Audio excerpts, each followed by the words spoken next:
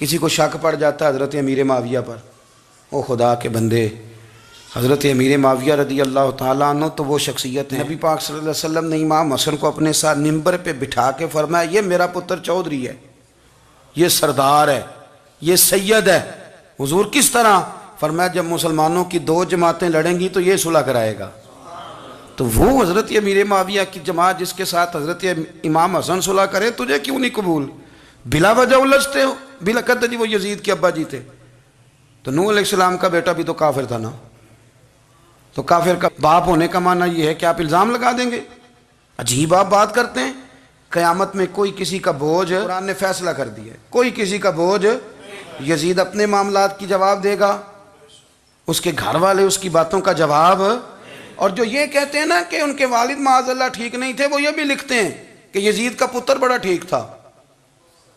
یزید کے بیٹا ہے جس کا نام معاویہ بن یزید ہے، یزید کے بعد لوگوں نے تخت پہ بٹھایا، 40 دن اس نے حکومت کی، اور لوگوں سے کہنے لگا کہ نہ میں اس کرسی کے قابل ہوں، نہ میرا باپ قابل تھا۔ یزید کا پتر فرمایا نہ میں اس قابل ہوں، نہ میرا ابا قابل تھا، میں اس کرسی پہ کیسے بیٹھوں جس کے پایوں میں محبوب کی اولاد کا خون ہو؟ تلاش کر لو کوئی اپنا امیر، 40 دن کے اندر بندہ تلاش کر لو، میں اس قابل نہیں۔ تم یہ تو لکھتے ہو اس کے بیٹے کے بارے میں، یہ کیوں نہیں مانتے کہ حضرت امیر معاویہ کے ساتھ امام حسن نے صلح کی؟ آپ بات کو سمجھیں۔ اور کچھ اتنے بیوقوف ہیں، اتنے نادان ہیں، ان کو کوئی اور بات نہیں ملتی تو کہتے ہیں امام حسین کو آنا نہیں چاہیے تھا، حکومت بن گئی تھی، یزید بیٹھ گیا تھا، معاذ اللہ۔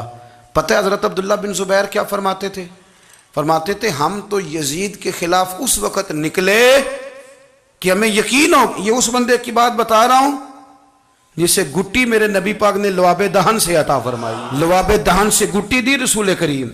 حضرت ابوبکر صدیق کے سے حضرت زبیر بن عوام جو حضور کی پھپھی کے بیٹے ہیں، ان کے بیٹے حضرت عبداللہ بن زبیر کہتے ہیں ہم تو یزید کے خلاف اس وقت نکلے کہ ہمیں ڈر تھا اگر اب بھی نہ نکلے تو آسمان سے پتھر برسیں گے، کہیں ہمیں سزا نہ ملے، اتنا بڑا مجرم، اور تم کہتے ہو امام حسین کو نکلنا نہیں چاہیے۔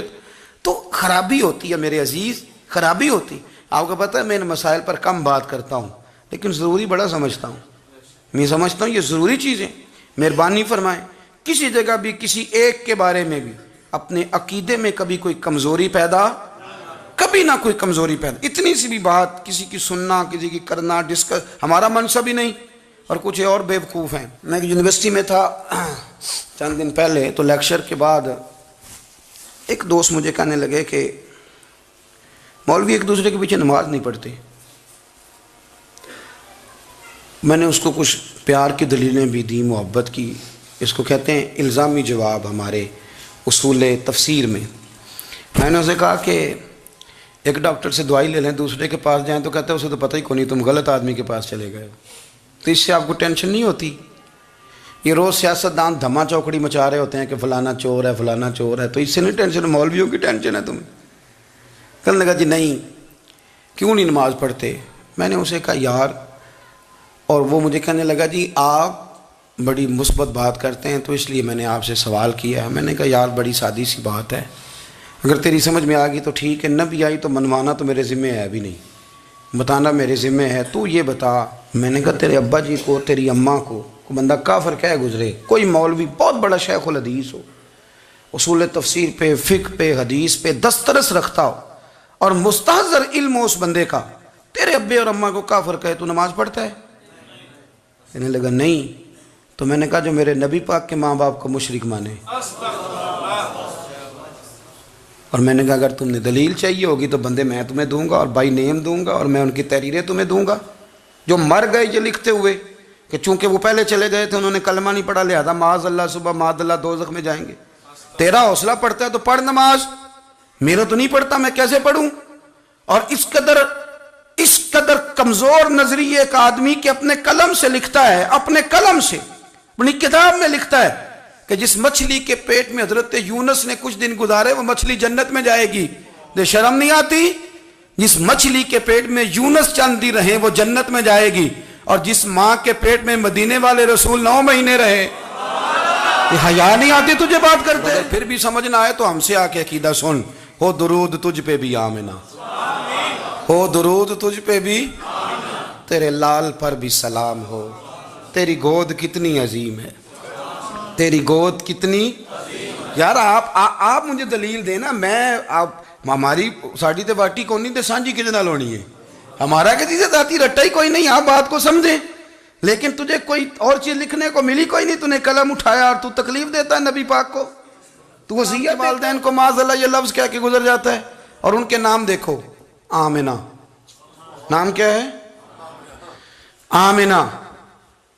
آمنہ نام کافروں جیسا ہے، اور والد کا نام کیا ہے؟ سبحان اللہ۔ عبداللہ کا معنی یہ کافروں جیسا نام ہے، مات ماری ہے، اور کتابیں لکھی جا رہی ہیں اور سیرت لکھی جا رہی ہے اور دلیلیں دی جا رہی ہیں، لوگوں کو خیال ہی نہیں آتا، عجیب فلسفہ ہے۔ 4 اقوال ہمارے بزرگوں نے لکھے ہیں نبی پاک کے والدین کے بارے میں۔ سب سے پہلے امام سیوطی فرماتے ہیں رسول کریم علیہ السلام نے فرمایا کہ پوری دنیا میں جب کفر رہتا ہے تب بھی 10 لوگ اللہ کی توحید پر ہمیشہ قائم رہتے ہیں، یہ نہیں ہو سکتا کہ ساری دنیا کفر سے بھر جائے۔ فرماتے ہیں میرے محبوب کے والدین بھی ان 10 لوگوں میں شامل ہیں، حضور کے والدین بھی ان۔ اور دوسرا قول آپ فرماتے ہیں نبی پاک کے والدین زمانہ فطرت پہ تھے۔ زمانہ فطرت وہ زمانہ ہوتا ہے جس کے اندر نبی نہیں ہوتا، تو لوگ جس دین کو بہتر سمجھتے ہیں اللہ کی توحید کے ساتھ اس پر عمل کرتے ہیں تو ان پر کوئی مواخذہ۔ اور تیسری بات یہ کہ نبی پاک کے والدین حضرت ابراہیم کی ملت پر تھے، حضرت ابراہیم کے دین پر تھے، اور حضرت ابراہیم کا وہ دین ہے جس کو قرآن کہتا ہے کہ وہی دین ابراہیمی دین محمدی ہے صلی اللہ علیہ وسلم، وہی دین محمدی ہے۔ اور چوتھی بات جس کو علامہ ذہبی نے لکھا، علامہ خفاجی نے لکھا، قاضی اعجاز نے لکھا، محدثین نے لکھا، حدیث کی راوی سیدہ عائشہ صدیقہ ہیں رضی اللہ تعالیٰ عنہ، کہتی ہیں رات کو میں اٹھی تو میں نے نبی پاک صلی اللہ علیہ وسلم کو روتے ہوئے دیکھا۔ یا رسول اللہ کیا ہوا؟ فرمایا میں نے رب کریم کی بارگاہ میں عرض کی تھی یا اللہ میرے ماں باپ کو زندہ کر دے تاکہ وہ میرا کلمہ پڑھ لیں، ہیں تو وہ پہلے بھی دین فطرت پر انہیں کنتم خیر امت ان کا اعزاز بھی نصیب ہو جائے تو حضور فرمانے لگے اللہ نے انہیں زندہ کیا ہے، وہ میرا کلمہ پڑھ کے دوبارہ قبروں میں گئے ہیں۔ تو امام سیوطی فرماتے ہیں کہ وہ نبی پاک علیہ السلام کی امت کا اعزاز بھی اللہ نے انہیں عطا کر دیا ہے۔